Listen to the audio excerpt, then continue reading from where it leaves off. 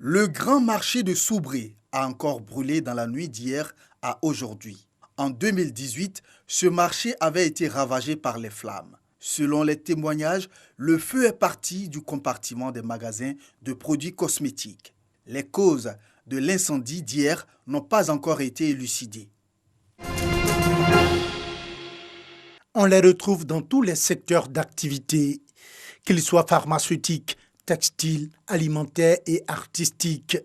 La contrefaçon pilule de plus en plus sur les marchés. Selon le Conseil national de lutte contre la contrefaçon, 89% des produits importés sont contrefaits. C'est vrai, on accuse directement le commerçant, peut-être qui est la cible le plus facile, parce que c'est nous effectivement qui sont les derniers à vendre à la population. Mais avant nous, il y a une chaîne de la fabrication d'abord, et puis de deux, la distribution. Mais c'est au niveau de l'État qui doit effectivement axer vraiment le contrôle strict pour ne pas que ces produits arrivent sur le marché. Ces 3 dernières années, les produits contrefaits saisis par les douanes ivoiriennes sont estimés à 2 milliards de francs CFA. L'impact économique est inquiétant. En Côte d'Ivoire, c'est des entreprises qui ferment du fait de la contrefaçon. L'impact est vraiment énorme. Outre le volet économique, les dangers liés à l'utilisation des produits contrefaits sont d'ordre sanitaire. Il s'agit des produits liés à l'alimentation, à la médecine et la cosmétique. En matière par exemple de médicaments, vous avez tout ce qui est aujourd'hui recrudescence des maladies. Vous avez tous les cancers, vous avez tout ce qui concerne l'insuffisance rénale, toute la panoplie donc des hypertensions qui sont très souvent à l'origine des médicaments de contrefaisants. Le contrefacteur, il n'investit pas suffisamment d'argent, il veut faire du profit. Donc les produits qu'il fabrique ne sont pas des produits de qualité.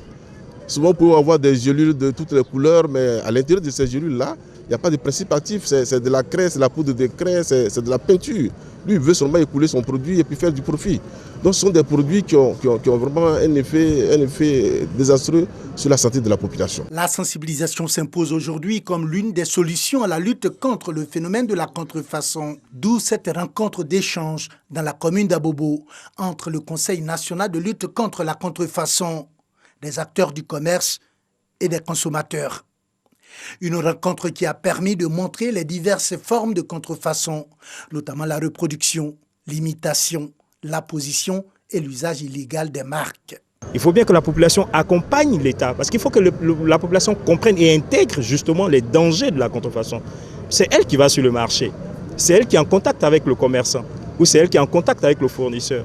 Si elle ne prend pas conscience qu'elle se cache derrière sa pauvreté, la catastrophe, on le partage. Quand je dis on le partage, nous la population on a notre part, l'État aussi a sa part. Donc il faut faire attention. Démarrée à Adjamé, cette campagne de sensibilisation du Conseil national de lutte contre la contrefaçon va s'étendre sur l'ensemble du territoire.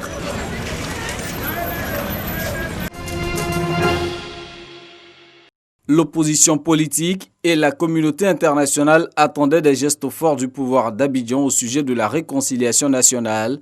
En réponse, le président Alassane Ouattara, nouvellement investi ce lundi 14 décembre pour un nouveau mandat, faisait cette annonce. J'envisage de créer un ministère en charge de la réconciliation nationale dans les prochains jours.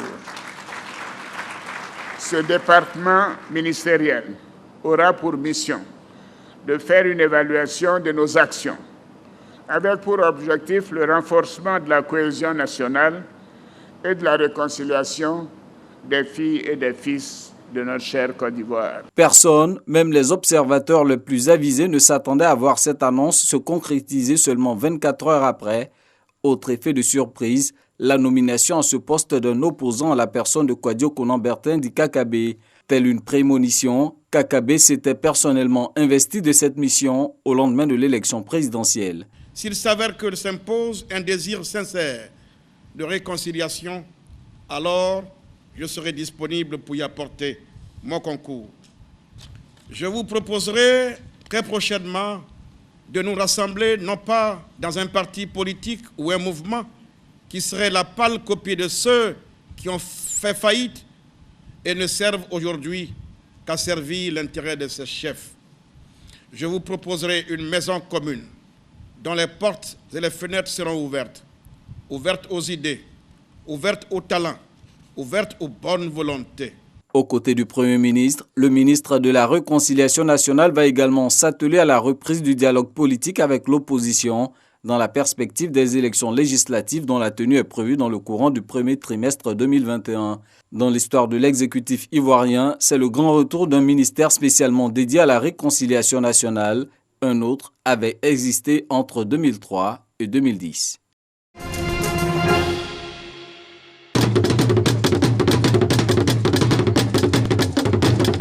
Le son de ce tam-tam parleur est évocateur.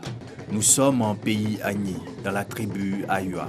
Ce soir, à la veille de la célébration de la fête de l'Igname appelée Bédiéluo, ces jeunes font une marche au flambeau. Objectif, purifier la ville et conjurer le mauvais sort.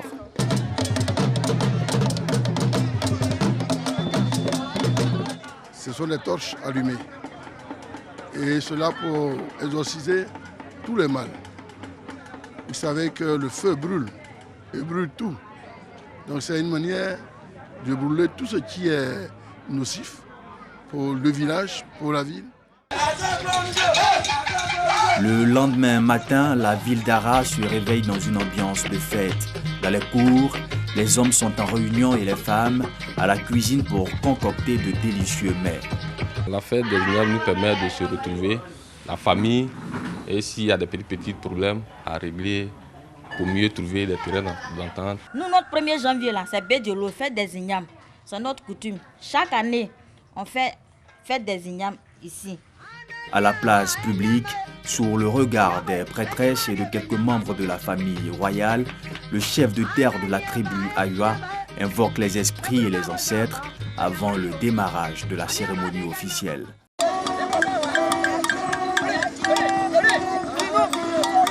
Une fois les sacrifices acceptés par les esprits, le chef de la tribu peut désormais sortir de sa cour.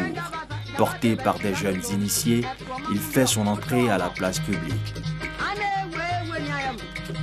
Selon Arlette Badoun-Guessan, maire de la commune, cette fête est le symbole de l'union des fils de la tribu. L'événement culturel que nous vivons en ce jour béni représente pour le peuple Ayua le symbole de l'unité et de la cohésion sociale. C'est un moment de rencontre, d'échange et de partage par excellence. Portant la voix des ministres Raymond Goudou Kofi et Eugène Akaolé, parrain de l'événement, le préfet du département d'Ara a exprimé la joie qui est la leur d'avoir été associé à cette édition. Madame et Monsieur le ministre, m'ont chargé de vous traduire leur reconnaissance pour les avoir associés à la célébration de l'édition 2020 de la fête des Ignames. Expression d'une reconnaissance profonde à l'Igname, fin d'une année et le début d'une nouvelle, la fête de l'Igname est selon le chef de terre un rendez-vous obligé pour le peuple Ayua. Partout où se trouve un fils, un digne fils du peuple Ayua, malgré toutes ses charges, malgré toutes ses prérogatives, il arrête et qu'il vient au village se retrouver, faire la fête, se réconcilier, faire des sacrifices. Parce qu'elle est un moment historique pour la tribu, parce qu'elle fait partie de la vie du peuple Agni Ayua, les fils et les filles de la Luanou nourrissent aujourd'hui un rêve, celui de voir la fête de l'Igname inscrite au fichier des fêtes culturelles, prise en charge par le budget de l'État.